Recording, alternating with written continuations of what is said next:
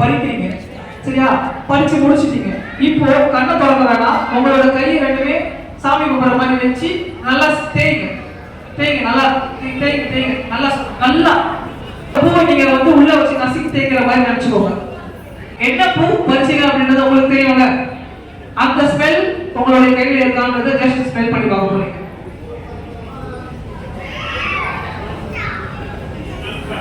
Okay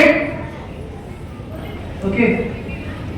lavender உங்களுக்கு rose.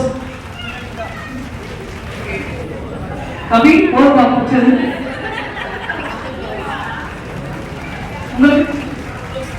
3 பேரும் rose smell பண்ணிருக்கீங்க. வாசனை வந்துச்சா உங்களுக்கு? லாவெண்டர்.